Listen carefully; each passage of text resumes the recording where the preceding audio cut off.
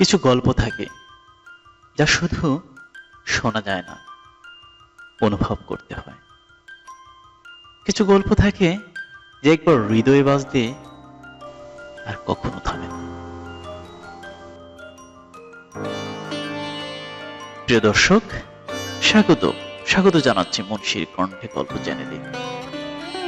আমি মুনশি আলিম, আপনাদের গল্পের একান্ত সঙ্গী। আজও থাকছে আপনাদের জন্য নতুন চমক। আজ আপনাদের জন্য নিয়ে এসেছি এক অনন্য সৃষ্টি।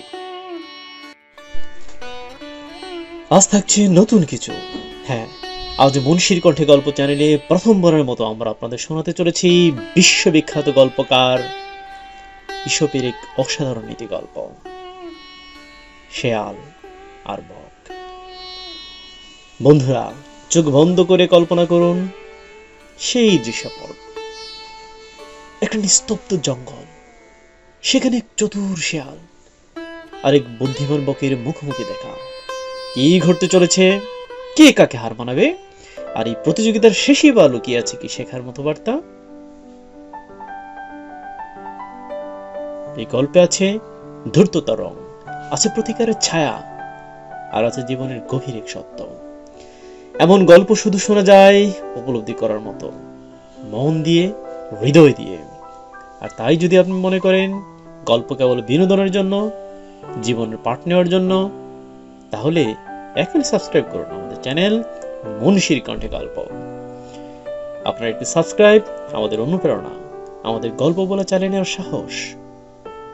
চলুন আজকের এই পর্বে আমরা ঢুকে পড়ি সেই রহস্যময় জঙ্গলে, যেখানে শেয়াল আর বকের বুদ্ধির লড়াই থেকে আমরা খুঁজে নেব জীবনের চিরন্তন শিক্ষা। গল্প শুনুন মন খুলে, শিখে নিন হৃদয় দিয়ে। শুরু হচ্ছে গল্পটি।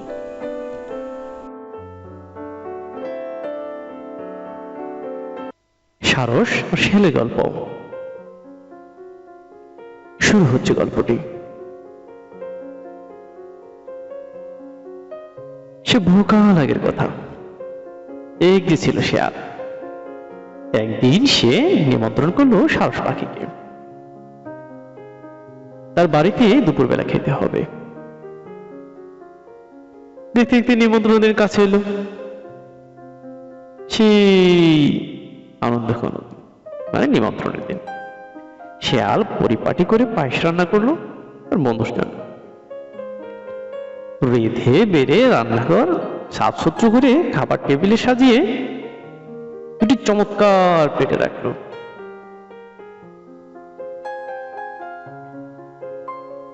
টেবিলের দুধারে রেখেছে আর মাঝখানে রাখলো পায়েসের বাটি। তারপর ভালো করে হাত মুখ দিয়ে নিল।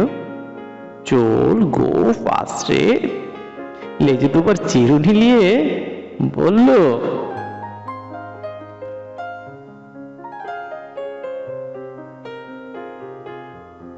সারস ভাইয়া, জীবনেও এই ভোজের কথা বলবে না। উফ, আমার আর তর সইছে না। কখন যে মজাটা দেখবো। মজাই হবে। বলতে বলতে দরজায় টুকটুক টোকা। শেয়াল মুচকি এসে দরজা খুলে দিতে দেখে সারস তার লম্বা ঠোঁটে হাসি মেখে সামনে হাজির। তার মাথার উপর বাহারি এক টুপি, আবার গলায় বড় বড় মুক্ত একচর হার। শেয়াল অভ্যর্থনা করে বলল,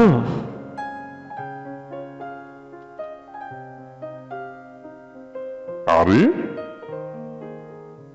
সারস ভাইয়া, এসো এসো, রান্না বান্না সব শেষ, আর দেরি কেন? এসো, আগে খাওয়া দাওয়াটা সেরে নেই, তারপর শান্তিতে বসে কথাবার্তা বলা যাবে। শেয়াল আর সারস চেয়ারে বসলো। চ্যাপটা প্লেট দুটোই শেয়াল যত্ন করে পায়েস ঢেলে দিল। শেয়ালের তো লকলকে লম্বা জিভ, তাই দিয়ে সে সুরুত সুত করে পায়েস চেটে খেতে লাগলো। সুরুত সুত। দেখতে দেখতে পেটের সমস্ত পায়েস চেটে ফুটে সাফ। সারস বেচারি একেবারে হতভম্ব অবস্থা। সে তার ছোচালো লম্বা ঠোঁটটা কয়েকবার প্লেটে ডুবানোর চেষ্টা করলো, কিন্তু প্লেট ঠকঠকে সার হলো, মুখে আর পায়েস উঠল না। শেয়াল দৃশ্যটা তাকিয়ে তাকিয়ে দেখলো, তার মুখে ফুটে উঠলো মুচকি হাসি, যার মানে কেমন জব্দ।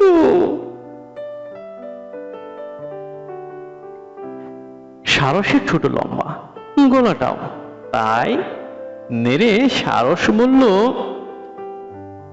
ওই যা শিয়াল ভাইয়া, একটা কথা তো তোমাকে বলতে ভুলিয়ে গেছি।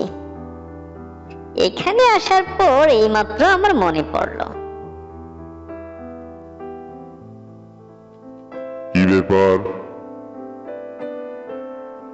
শিয়াল কৌতূহলী। সারস একটু হেসে বলল, আজ যে আমার উপোস। আর তার সঙ্গে জুড়ে দিল আর একটি কথা,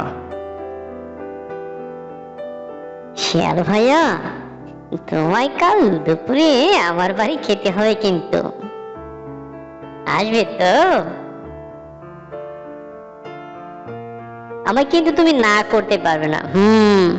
বলে দিলাম। পরের দিন আজ শিয়ালের নিমন্ত্রণ যাবার পালা। সে আরাম করে একটা নীলকোট মাথায় চড়িয়েছে, আর সঙ্গে রয়েছে সাদা ধবধবে টুপি। সারস এগিয়ে এলো। আরে এসো এসো শিয়াল ভাইয়া, রান্না বান্না সব তৈরি। এসো, আগে খাওয়া দাওয়াটা সেরে নি, তারপর শান্তিতে বসে সব কথাবার্তা বলা যাবে, ঠিক আছে? আজও শিয়াল আর সারস চেয়ারে আরাম করে বসলো। টেবিলের দিকে তাকিয়ে শিয়ালের তো চক্ষু স্থির, একেবারে ছানা ভরা।